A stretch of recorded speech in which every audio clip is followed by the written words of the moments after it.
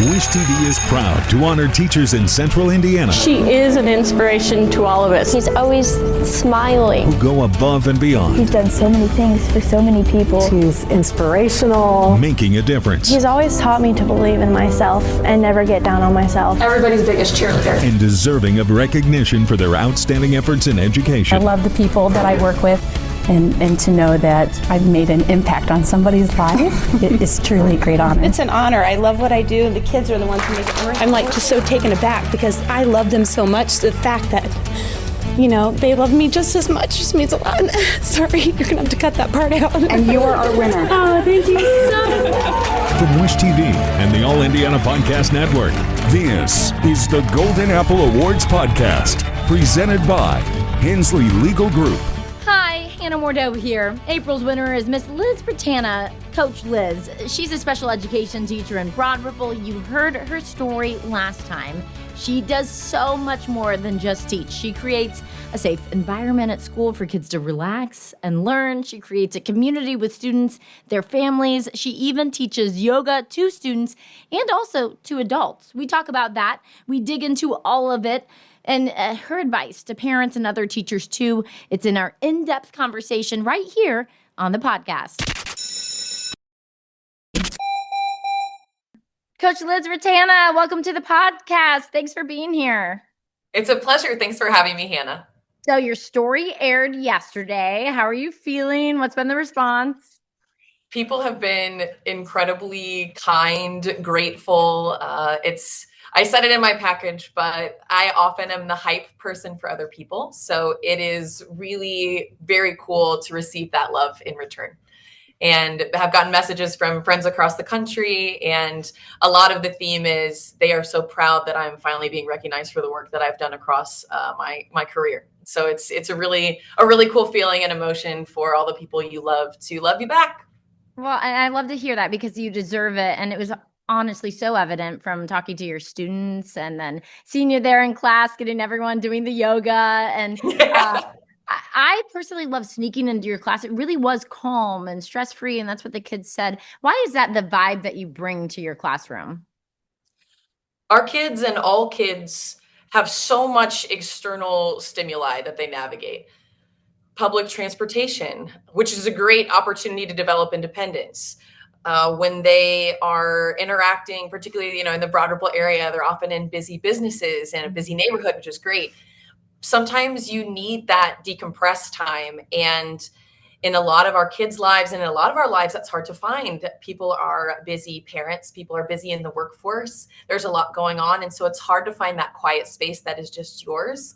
And in my classrooms for the past several years, that's been the most important thing to me. I was raised as an only child, which definitely I fall into some of those stereotypes for sure. But it's important to me to have a little place to just kind of cocoon and be warm and safe. And I'm privileged that I get to offer that at my school. I could tell when you were working with your students, it's them working on their work and you're helping them through it. It seems like a little bit when they come to your class. So it's very much so. It's good to be able to sit, relax in that moment. How have you kind of changed your course of teaching over the years as things have changed in the education atmosphere? No matter the year, no matter the decade, kids are kids. We've all noticed as educators that technology has played a crucial role in child development, good and bad. And it's important to me that if my students have the opportunity to be low tech, they can take it. So I would say that over the course of my career, I am really big on flexible seating, which some people completely disagree with me, and I hold space for them to think that. But because of my role as exceptional learners coach, I have more flexibility. And so I always feel better when I sit in a comfy chair. I always feel better when I have all my water bottle, when I have my cup of coffee, when I have my things that I need. So I have a little station as well where kids can warm up their food, where, a little fridge where kids can store things. And I think it's just nice. I'm a big creature comforts person. And if you have the things you need, I think about how that sets up my day for success. And so as I've gotten older and noticed what sets kids up for success, I've just tried to implement those things in my classroom. Even, we're a high school setting, but I have a place where they can hang up their jackets. There's just a nice, we've kind of moved away from from lockers. We may be going back to lockers, but it's just nice to have a place that's yours and have a place that you know your things are safe and where you are safe. I know that's kind of the theme of what I do, but safety, I am the safety queen. It's very important to me. Well, and safety is a big part, especially with, you said exceptional learners is your focus. Really, for anyone unfamiliar with Purdue Polytechnic, special education is your focus. And we touched on the story. You guys really had a difficult time earlier this year. RJ was one of your students. Talk to me a little bit about how you helped your students get through the loss of their fellow classmate. It was hard. As an adult, you're navigating your own feelings, your own grief, your own emotions. And all of the people that I lean on said, Liz, tell them the truth. Mm-hmm. Tell them when you're sad. Tell them when it's too much. And I feel such a sense of protecting of them that I don't want to overwhelm them with my emotions. Yeah. But not being genuine would be worse, and hiding it from them would be worse. Mm-hmm. So we had a lot of open conversations, private conversations, group conversations. There's always things to draw with in my classroom, to color with in my classroom. And there were times where we just sat in silence and cried. And I think showing kids that it's healthy to emote is so important. Mm-hmm. And I'm absolutely blessed to have a friend for life in RJ's mom, Katanya Williams. We actually are working together with another group of women who are very important in RJ's life to launch his foundation that is now newly titled RJ's Legacy of Protection. RJ's Legacy of Protection and Purpose Incorporated. So we're getting the official things all together, but she was a huge guide for me. And how do we move forward in this? Because that's her child, but she knows that he had his school moms and he had the people that looked after him. And we were so privileged to be able to be in his life. Mm-hmm. And she was just such a guide in how we navigated that grief, and continues to be a close friend. So I'm grateful for that experience. Yeah, I want to get it right. RJ's Legacy of Purpose and Protection Foundation. And that's how we're going to facilitate the scholarship. Perfect. Well, we're going to definitely stay in touch and stay on top of that scholarship as you guys move forward with helping future students and keeping his legacy alive.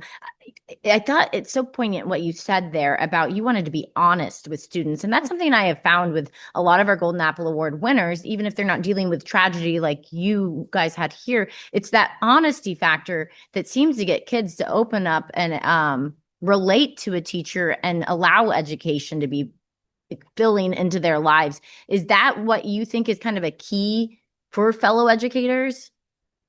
I would absolutely agree. I think there's a balance of teaching how to navigate your emotions in school, how to navigate your emotions in the workplace. I'm sure that as a news anchor who has to be on television and looking beautiful every day, there are days when it's hard. Yeah. And so teaching them that balance of how do you show up for yourself? How do you show up for other people? How do you live an authentic life that reflects how you're feeling, who you are?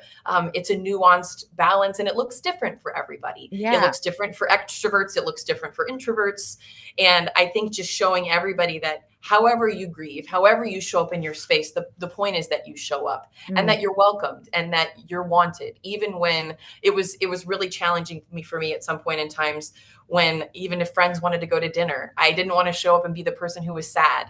And they wanted me to show up to be the person who was sad so they could help, you know, but it's interesting to navigate those emotions as an almost 40-year-old person. Yeah. So as a kid, it's important that the people that you trust in your life are showing you the different ways that you can then find your way. Yeah. Not to just suppress it, keep it down.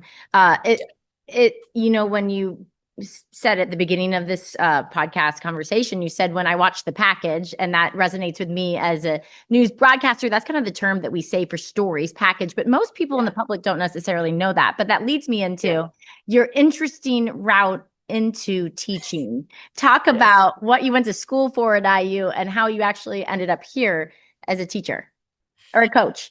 Yes, lifelong athlete, soccer player since I was 5 years old, and really loved what sports did for me physically, but also in terms of leadership. And I felt so confident and strong in how my coaches taught me and how they, raised me to find that balance of how do you be a leader? How do you step back when it's not your turn to lead? How do you accept leadership from someone else? And so learning that at a very, very young age.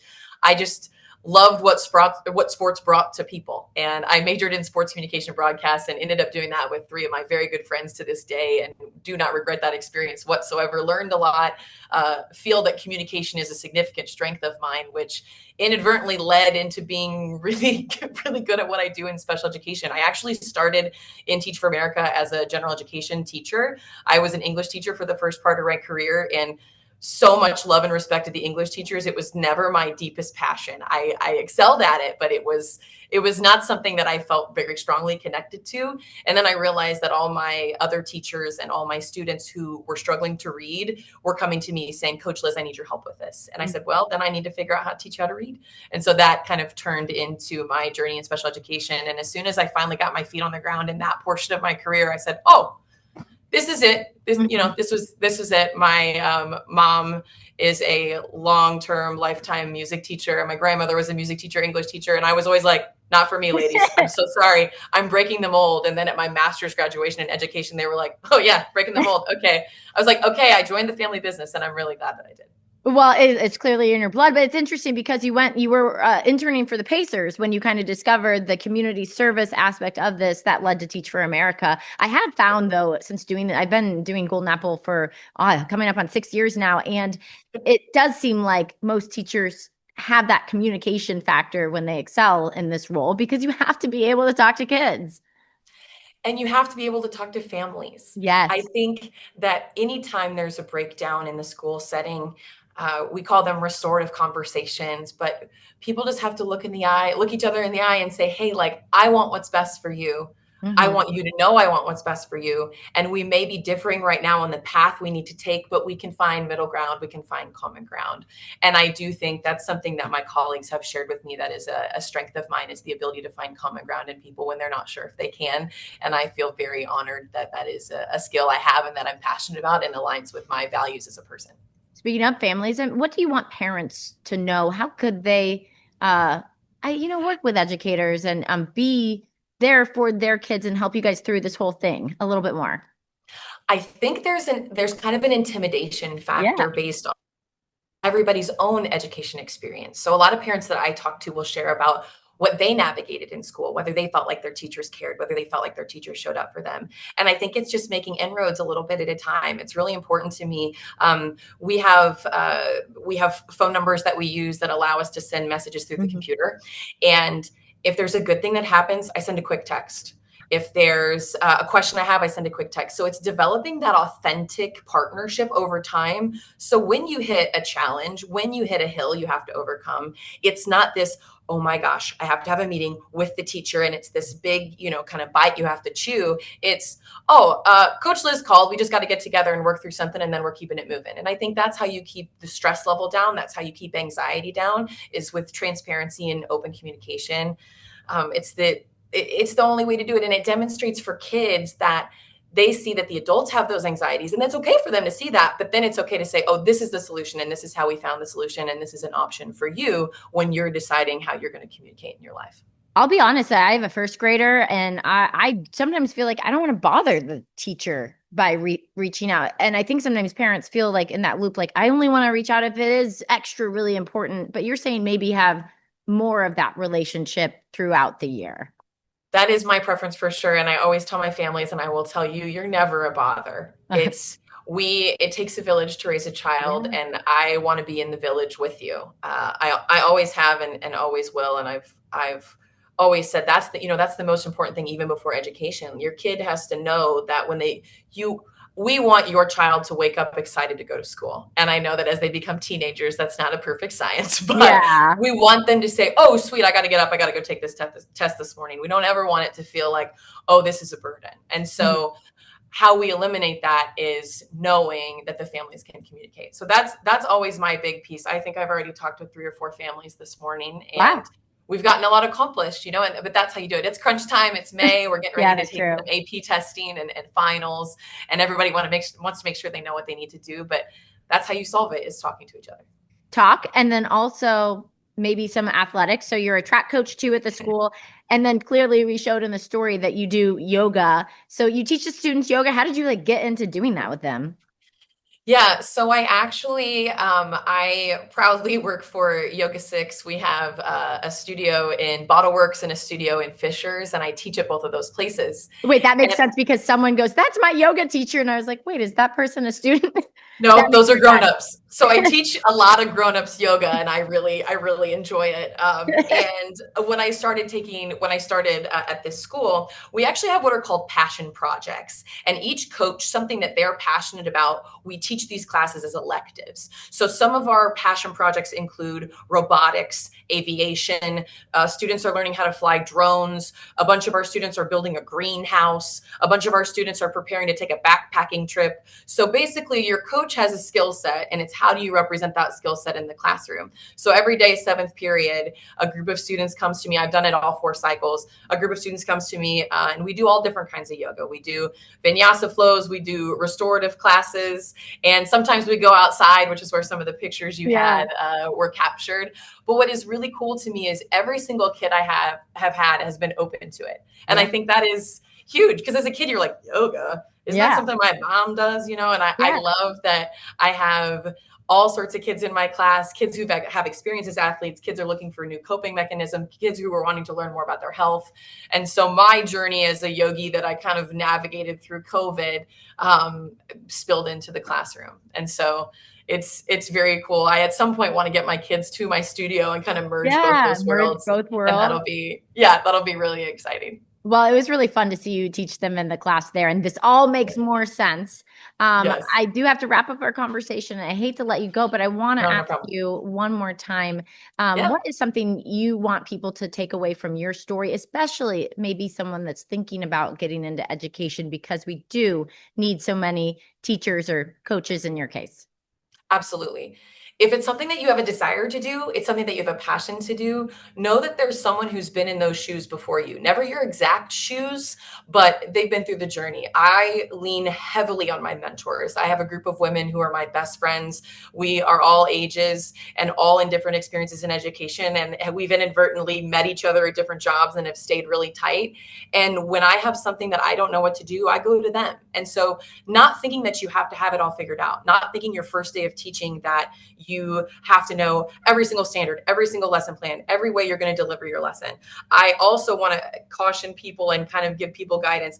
I didn't feel like I was a good teacher till year 5. Like my first 4 years, I was like, okay, we're all right. Everybody's okay. That's, that was like the bar. So as you feel stronger in your education practice, you'll realize you want to up the bar and you want to level up and develop your own philosophies in teaching. And so we desperately need good educators, and we need all the people who care about kids, who think, I don't know if that's for me. Come check it out. Volunteer at your school. You know what I mean? Spend a day chaperoning a field trip. That'll humble you real quick. But just having those experiences so you kind of get rid of that anxiety, because we desperately need great people who care about kids and who can lead us into the next generations and into the future. Well, I think honestly, that is good advice for anyone starting their career, whatever it is, because it is hard in the early years. And maybe no one knows what they're doing when they're first year. No one knows what they're doing when they're 22 years old. Stop holding yourself to that standard to be perfect. So bad at TV when I started. But yes, sticking with something, getting through those hard years. And I think it's just so rings true to teaching, because it can be so hard. Thank you so much, Coach Liz. It is a joy to talk to you, and it was really a joy to share your story. Thank you so much, Hannah. I look forward to seeing you at the finale. It'll be a great time. Coming up in no time, next month. Thank you. Awesome. Thanks, Hannah. Have a great day. You too. Coach Liz is clearly an expert communicator. It was so much fun getting to know her and having this conversation, and I have no doubt that she will help RJ's legacy live on, and we look forward to staying on top of what the fund is doing for students in the future. From Wish TV, I'm Hannah Mordeau. We're going to continue honoring teachers and educators here in Central Indiana who go above and beyond to shape students and change their lives. We have one more month, May, so if you have a special teacher, please tell us all about them. Nominate them right now at wishtv.com/Golden Apple. Then listen here to see who our next winner is on the All Indiana Podcast Network. The Wish TV Golden Apple Awards are presented by Hensley Legal Group. Nominate a teacher and learn more at wishtv.com now. Be sure to follow and subscribe to this podcast and discover even more great podcasts now on the All Indiana Podcast Network at allindianapodcastnetwork.com.